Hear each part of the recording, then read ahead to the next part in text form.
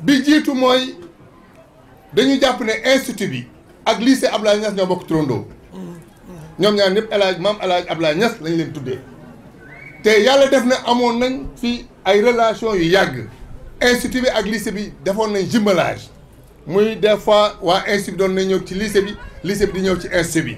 mais loolu partenariat boobu ñu amoon doon partenariat dynamique doon partenariat boo xam ne day indi njëriñ bu am solo n'est-ce pas ci entre institut bi ak lycée bi loolu man bi ma ñëwee ñu def ma proviseur dama jàpp ne lycée bi dafa am turandoo te turandoo boobu dafa am siru wax naa ko sànq muy maam El Hadj Ablaye Niass du n'importe qui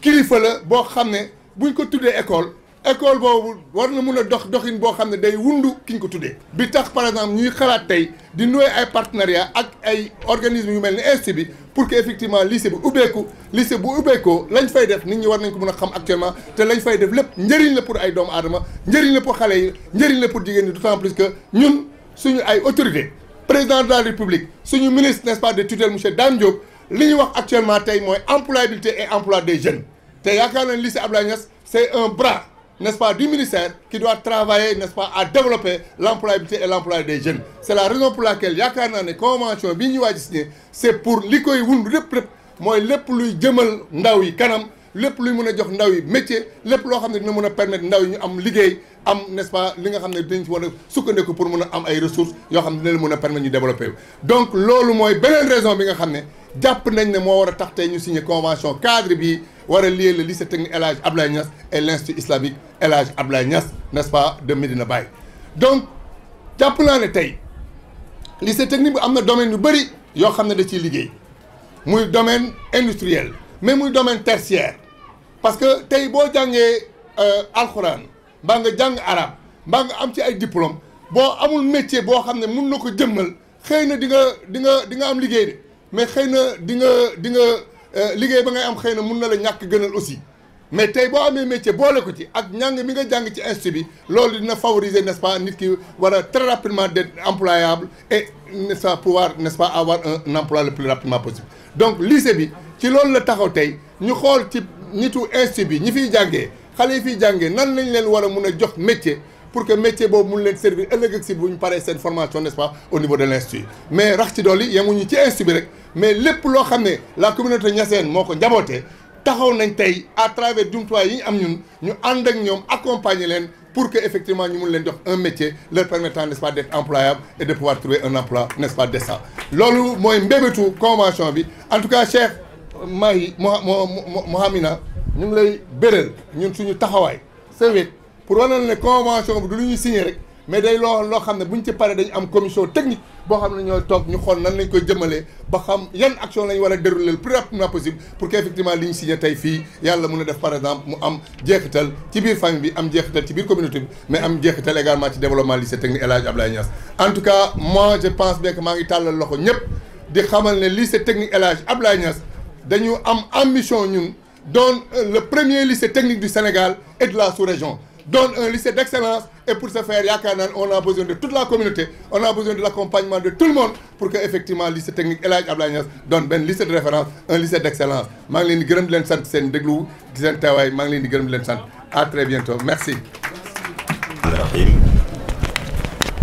alhamdulillahi rabbil alamin wassalatu wassalamu ala ashrafil mursalin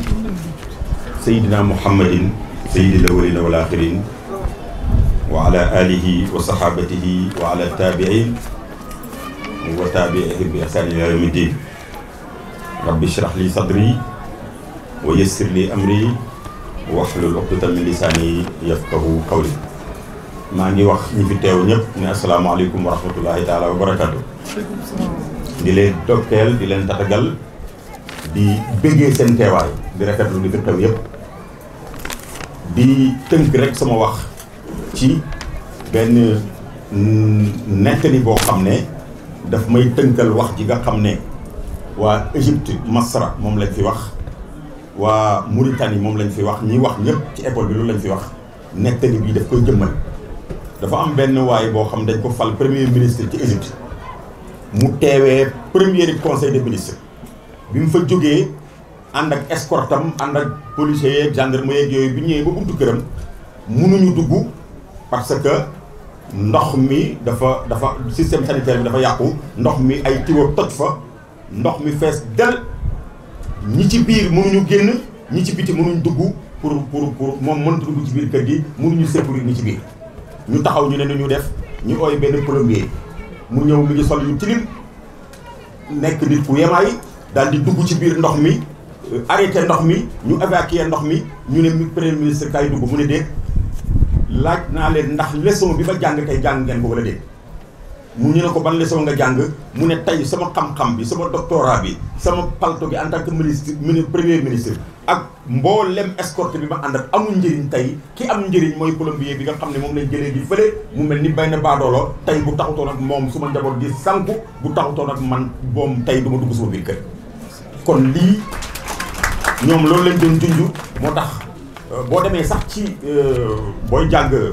matières yi nga xam ne moom ngay jàng ci diine tawhid ci gën a am solo nga xam ne moo aju ci wàllu lu jekk ci yàlla ak yàlla liñ lay maanaam lan nga war a xam ci yàlla ak lan nga ci war a jàpp ak yu demee noonu première leçon daf lay wax ne la gëm yàlla mais daf naan la al iman shay'un ya'taqiduhu qalbu wa yantiqu bihi lisaan wa ya'malu bihi jawaarih mu ne gëm yàlla mooy loo xam ne xol bi daf koy fas làmmiñ wi di ko wax cër yi di ko jëfee kon jëf ñëw na moo tax égyptien bi wax léegi ne amul lu gën a am solo nga boole gëm yàlla ak jëf parce que yàlla dafay wax ci alquran yaa inna ladina amanu wa amilu salihat heure bu waxee ñi gëm yàlla rek daf ciy teg ñi gëm ñi jëf-jëf du baax kon mu wane ne comme école bi ñu ngi ciy jàng di ci jàng affaire mbay di fi jàng affaire mécanique di fi jàng affaire solaire di fi jàng lu nekk ci théorie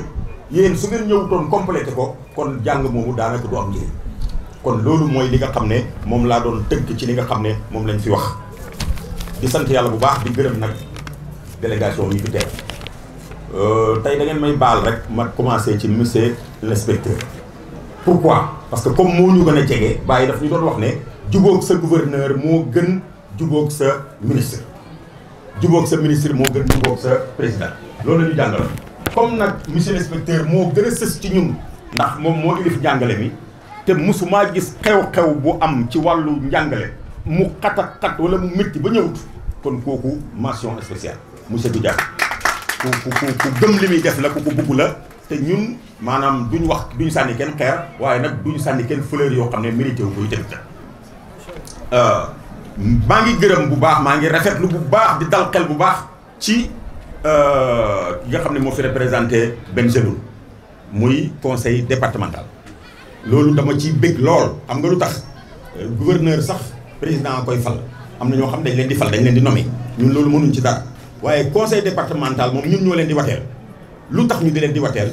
waxuma wateel leen waaye campagnal leen yaakaar ne danañ ñu gungee kenn ku nekk ca la secteur ba nga nekk kon tey ñëw gi ngeen ñëw te installé yéen a ngi soog a installé ak wax ji ngeen fi wax wane na ne ñun liñ leen doon wateel ak liñ doon campagne jar na ko waaye nag loolu gannaaw loolu maa ngi gërëm partenaires yi fi nekk yëpp waaye nag tey moom da ngeen ma baal rek ma bàyyi woon naa sànni xeer waaye danaa sànni xeer tuuti parce que vraiment xaw ma sànni xeer la tudd xaw ma man doon naa bugg lool ñu fàttaliku leen monsieur le président de la république wax dëgg yàlla arabisants yi ba mu amee nañ ko jukkal parce que am na avancé yu ñu am bu njëkk ba suñu bac yi amutoon benn njëriñ mu def ko léegi bac national ñëpp état bi di ko organiser mu reconnaître ko loolu ci jamonoom la xewee bëgg-bëggam la am na loolu nag dama ci profité wax ne ñi nga xam ne comme président foofu la jëm foofu la joxoñ ñi nga xam ne ñoom ñoo fi représenté président bugg-buggu président boobu ak loolu mu joxoñ war nañ cee wane ñoom i tamit seeni fulla ak seen fayda tax na ba lii ñuy def nii oustaz dafa wax léegi ne école bi am na 2 junney élève bi école bi mu ngi ci 3 junney élève ak nanga parce que daf cee génnee ñi nekk ci franco bi ak ñi nekk ci garderie bi ak ñi nekk ci nangam mais boo ko boolee dafay ëpp 3 junni 3 junney élève daanaka ñaari junne yëpp ay sénégalais lañ wala ñaari junne ak juróomi téeméer ay sénégalais lañ ñooñu bu ñu leen bàyyi woon ci mbedd mi ñuy taxawaalu nekkee ay agresseur wala nekk ñoo xam ne nii amuñ benn njëriñ lan mooy xew ci réew mi ñu téye leen fii téye gi ñu leen di téye diggante 8 heures ba 2 heures rek liggéey dimbale na police bi ci circulation bu jaxasoo karab ak yooyu yëpp nu mu tëddee mais dañ leen di jàngal bañ am xam-xam ñu def ci ñoom gëm yàlla def ci ñoom dal ak def ci ñoom gëm seen réew te loolu état la waroon loolu suñ koy def yaakaar naa ne gouverneur kenn waru ko fi woon a njëkk wala représentant waroon na fay ñëw te loolu man dama koy waxuma ko pour xas kenn mais damay wax li ma yëg dégg nga de waaye yaakaar naa ne mairie bi tamit nga xam ne moom it ci ñi nga xam ne ñun ñoo leen wateel ñooñu tamit dëgg-dëgg man yaakaar naa ne lu mel nii ak lu métti seen représentant waroon na fee ñëw waaw te nag ñi nga xam ne ñun ñoo leen wateel dégg nga campagnal leen vraiment war nañoo wan lu dal suñu xel bañ xam ne ñun bañ leen di campagne lu leen ngir xaalis mais campagne lu leen ngir gëm leen mais dañ leen a campagnal parce que dañoo jàpp ne réew mi dafa war a changer. ma tëjee ko nag monsieur Alassane Djigo yow moom dama lay bàyyeeg yàlla rek léegi égyptien bi doon wax léegi dafa commencé waxam ci ñaan ay ñaan yoo xam ne yonent yàlla Ibrahima moo ko ñaanoon ca Makka ba mu sampee Kaaba gi ak yeneen ñaan yoo xam ne ay yonent ñoo ko ñaanoon mu ne sampu Kaaba dafa mel ni dafa xaw a méngale sampu Kaaba gi tabax ko ba mu pare ak convention bi ñu signé nii keroog ba Kaaba gi pare ñaan nga si yonent yàlla Ibrahima ñaanoon moom tey moom la ñu ñaanal gannaaw bu ñu signé suñ convention bi loolu muy wax ju am solo ju symbolique boo xam ne dafa am lu muy wane. waaye ñi nga xam ne ñoo nekk ci yeneen écoles yi école imam école yeneen yi fi nekk yëpp Azhar ak ñëpp ñu ngi dalal seen xel war leen ne lii nii jëmul rek ci école bi mahad bi waaye dafa fekk ne rek mahad bi dafa war a nekk seen jottalikukaay mu am ku muy waxat pour kooku di wax ak ñeneen ñi waaye lépp lu jëm ci loolu école yi yëpp lañ ko ubbil ku ci am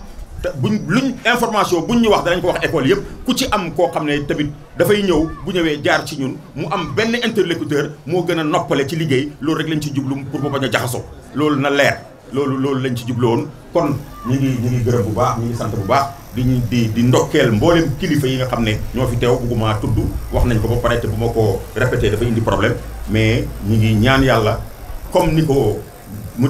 jàngalekat yi Égypte bi waxee bañ tabaxee Kaaba gi ba pare yonent yàlla Ibrahima ñaan ne tabax Kaaba gii te comme dañ koo tabax pour ñu agsi ko dañ koo tabax pour mu dund dañ koo tabax pour mu màgg pour àddina bi yëpp di ko ñëwal ñaan googu mu ñaanoon moom la ñaanal suñu convention bii mu nekk buntu bu ubbeeku boo xam ne Sénégal yëpp dinañ ci jëriñu doomi Kaolack yëpp dinañ ci jëriñu wasalaamaaleykum wa rahmatulahi taala wa barakatu.